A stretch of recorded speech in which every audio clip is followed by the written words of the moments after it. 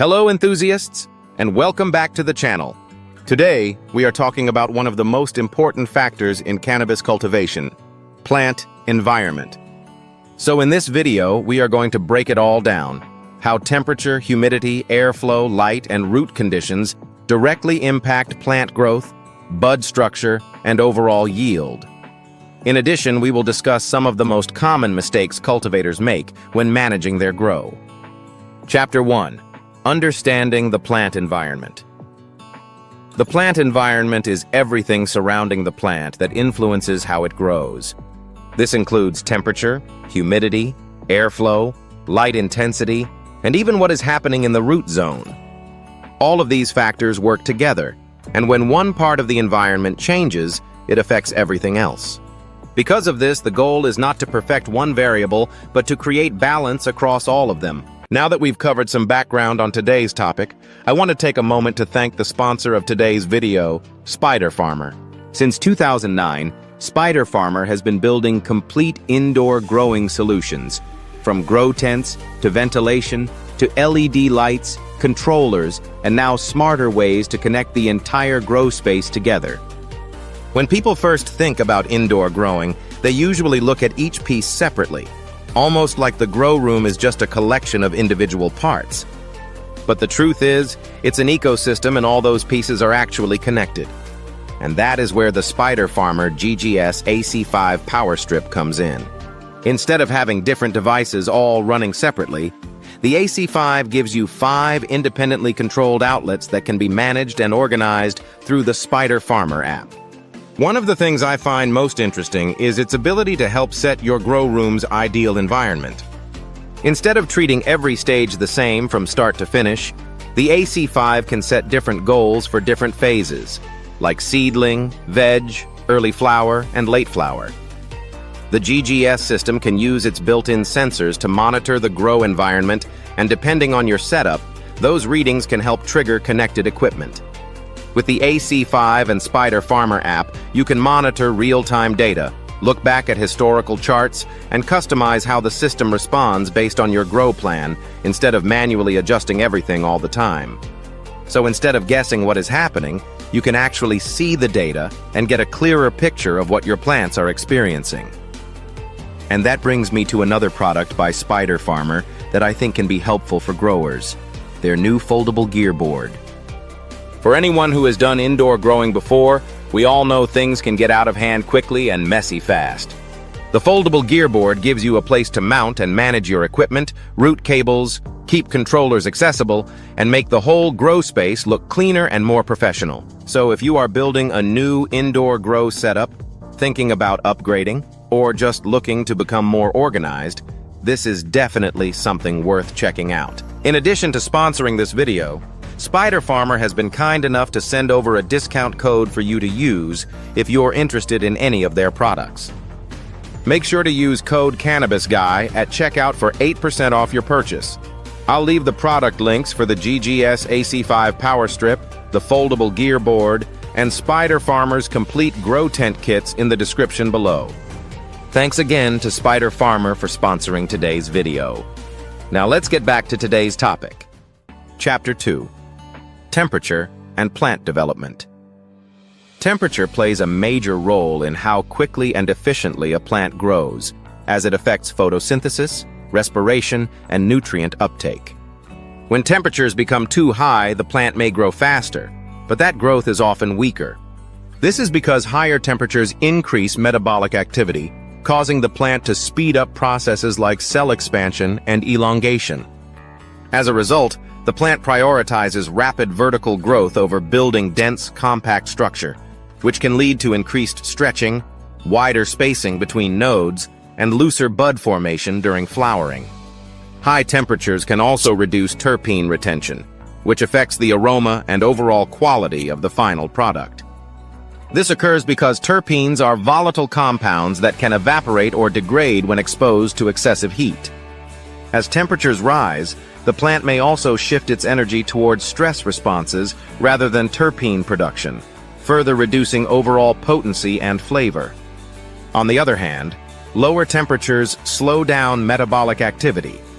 This is because enzyme activity within the plant becomes less efficient in cooler conditions, which reduces the speed of essential processes like photosynthesis and respiration. This can result in tighter growth and more compact structure, but if temperatures drop too low, nutrient uptake becomes less efficient and growth can stall. Temperature differences between day and night also influence plant behavior. Larger swings can increase stretching, while more stable temperatures tend to promote uniform growth. Because of this, maintaining a stable and appropriate temperature range is critical for achieving consistent results. Chapter 3. Humidity and Transpiration. Humidity controls how the plant moves water and nutrients throughout its system in a process known as transpiration. When humidity levels are too high, the air becomes saturated with moisture, making it more difficult for the plant to release water through its leaves. As a result, nutrient movement slows down, and the plant may develop softer growth and reduced bud density. This happens because the plant is not receiving a steady supply of the minerals it needs to build strong cell walls and structural tissue. And without consistent nutrient flow, cells expand with more water than structure, leading to weaker growth and less tightly packed flowers. When humidity levels are too low, the plant loses water more quickly. In response, it may close its stomata to conserve moisture, which reduces its ability to take in carbon dioxide and perform photosynthesis efficiently. This leads to reduced energy production and slower overall growth. The key is to maintain a balance that allows the plant to transpire efficiently without causing stress. Chapter 4. Airflow and Gas Exchange. Airflow is responsible for maintaining a stable and active growing environment. It helps regulate temperature at the leaf surface, supports transpiration, and ensures a steady supply of carbon dioxide for photosynthesis. Without proper airflow, the air around the plant becomes stagnant. Carbon dioxide levels can become depleted near the leaf surface, and humidity can build up within the canopy, creating conditions that reduce photosynthetic efficiency and increase the risk of mold and disease. Airflow also plays a role in plant strength. Gentle movement caused by airflow encourages the development of stronger stems, which helps the plant support heavier buds during flowering. This happens because the slight, repeated movement triggers a natural response in the plant to reinforce its structure, increasing cell wall thickness and strengthening vascular tissue. Over time, this results in sturdier stems that are better able to handle weight and resist bending or snapping. Chapter 5. Light Intensity and Structure. Light is the primary energy source for plants, and the spectrum of that light plays a major role in how the plant grows and develops. Different wavelengths trigger different responses within the plant, influencing everything from leaf development to stem elongation. For example, blue light tends to promote shorter, more compact growth, while red light encourages stretching and supports the flowering process. Because of this, the balance of the light spectrum directly affects how your plant structures itself and how your buds ultimately form. Through photosynthesis, the plant converts light into usable energy, which is then used to support growth and build bud structure. When light intensity is too low, the plant will stretch in an attempt to reach more light. This results in longer spacing between nodes and a weaker overall structure. On the other hand, when light intensity is too high, especially without proper environmental support, the plant can become stressed, which may slow growth or lead to damage such as light burn or bleaching. Light distance and distribution are also important. Keeping the correct distance between your light and canopy ensures the plant receives enough intensity without being overstressed. Uneven lighting can lead to inconsistent growth across the plant, with some areas developing more than others, ultimately affecting the uniformity of your final results. Chapter 6. Root Zone. While most growers focus heavily on what is happening above the canopy, the root zone is where many environmental problems actually begin. Roots are the plant's primary interface with its environment. They anchor the plant, absorb water, regulate nutrient uptake, and help maintain internal balance as conditions change. Everything happening above the soil line depends on what the root system is able to do below it. Roots are living tissue made up of fine root hairs and branching networks that constantly respond to their surroundings. When conditions in the root zone are balanced, roots expand efficiently and support stable plant growth. But when the environment surrounding the roots becomes unfavorable, growth slows, and overall plant performance begins to suffer. One of the most important environmental factors in the root zone is oxygen availability. Like almost all things on Earth, for roots to function properly, they need access to oxygen in order to produce energy and maintain cellular function. This balance depends heavily on how water moves through the growing medium and is called the soil-gas exchange. When a plant is watered, moisture temporarily fills the spaces between soil particles that would normally contain air. As excess water drains or is used by the plant, oxygen is naturally pulled back into those spaces, restoring balance within the root zone. Problems begin when this process stops functioning properly. If the medium remains overly saturated for extended periods, oxygen levels stay low, root respiration slows down, and the plant's ability to regulate nutrient uptake becomes less efficient. And this is where many growers become confused.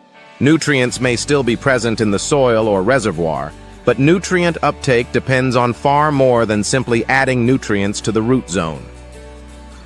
Root health, oxygen availability, moisture balance, temperature, and overall environmental stability all work together to determine how efficiently nutrients are absorbed and transported throughout the plant. When these factors are aligned, roots regulate uptake efficiently and maintain healthy growth. But when root conditions become unstable, that regulation begins to break down. This is often when growers mistakenly increase feeding in an attempt to correct what they're seeing above ground, even though the real issue is environmental stress occurring below the surface. The structure of the growing medium also plays a major role. Dense or compacted media can restrict airflow around the roots, while well-aerated media help maintain oxygen availability and healthy root development. Temperature matters as well. If root zone temperatures become too cold, metabolic activity slows and nutrient uptake becomes less efficient. If temperatures become too warm, oxygen levels in the root zone can decline while harmful pathogens become more likely to develop. Ultimately, healthy roots create healthy plants. One of the biggest mistakes growers make is constantly changing their environment in an attempt to perfect their grow. Cannabis plants are highly responsive to environmental changes, and every time conditions shift too quickly, the plant has to adapt.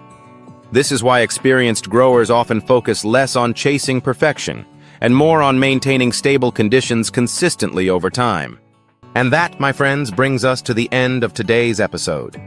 If you found this video helpful, make sure to like, subscribe, and hit the bell icon. Also, I would love to hear your thoughts. Let me know in the comments below. Have you ever had two grows turn out completely different even when everything seemed the same? Let us know. Thanks again for watching today's educational video. And as always, keep being awesome and stay curious, my friends.